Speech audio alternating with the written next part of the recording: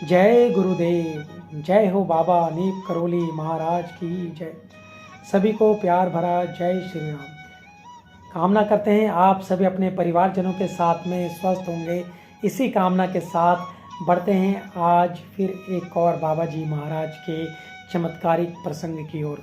बाबा जी महाराज के चमत्कारों की जितनी बातें कर लें उतनी कम है, क्योंकि बाबा जी महाराज स्वयं सिद्ध और साक्षात हनुमान जी के अवतार हैं।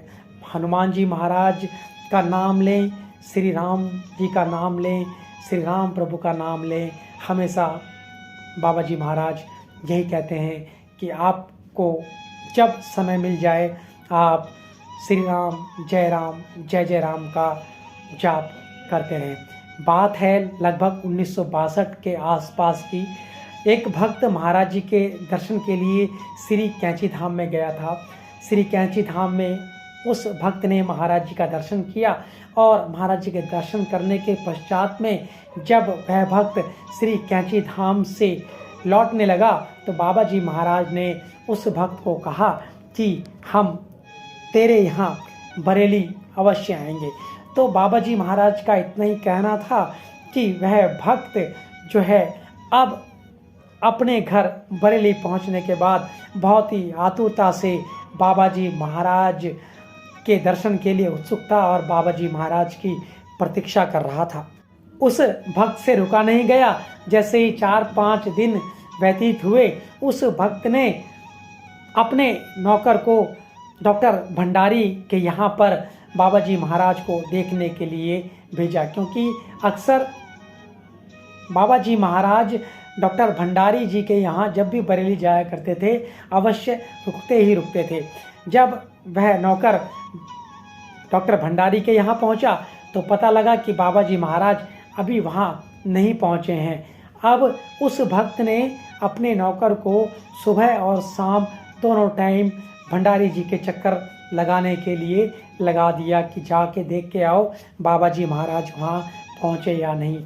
चक्कर लगाते लगाते वह भक्त भी थक गया, क्योंकि काफ़ी दूर उनका और भंडारी जी का घर का रास्ता था। वह थक गया और थकने के कारण वह भक्त बीमार भी पड़ गया। उस भक्त को बहुत तेज बुखार हो गया।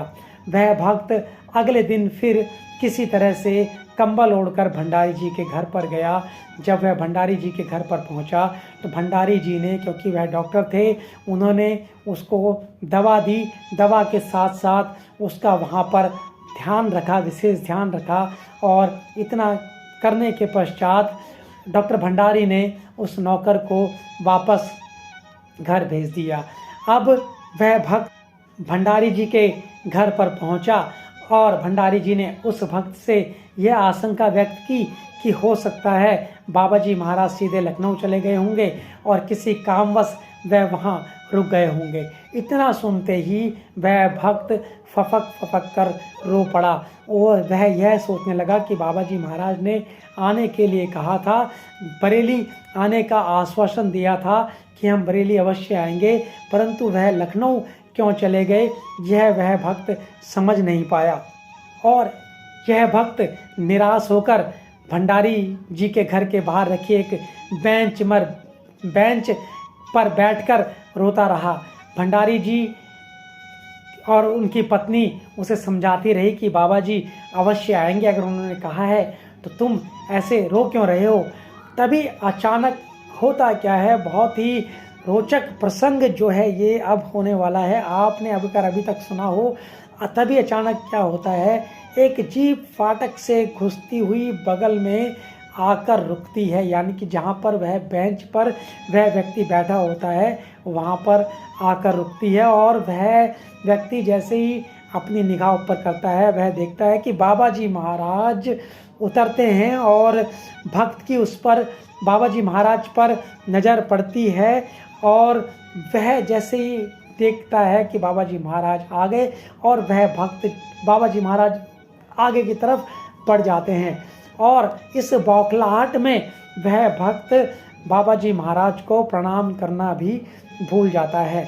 बाबा जी महाराज के ड्राइवर रामानंद ने बताया कि महाराज जी को फरीदपुर से आगे बढ़ गए थे, यानी कि वह और आगे चले गए थे, परंतु उसके आगे गाड़ी बाबा जी महाराज की अपने आप ही रुक गई, पूरी तरह से वह गाड़ी जाम हो गई।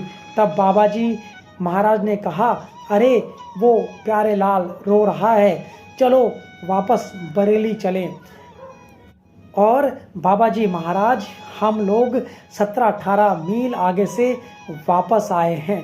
उसी दिन रात को बाबा जी महाराज इस भक्त यानी प्यारे लाल जी के फिर घर पर ही रहे थे। सुबह प्रातः बाबा जी महाराज श्री कुंदनलाल साहा के घर पर गए। वहाँ श्री साहा के घर पर प्रसाद पा लेने के उपरांत भी बाबा जी महाराज ने फिर प्यारे लाल के यहाँ पर रोटी सब्जी पाई। कामना करते हैं आपको आज का ये प्रसंग अत्यंत ही पसंद आया होगा। इसी कामना के साथ जय गुरुदेव, जय हो बाबा जी महाराज, जय उत्तराखंड। और आप सभी का बहुत बहुत धन्यवाद धन्यवाद धन्यवाद।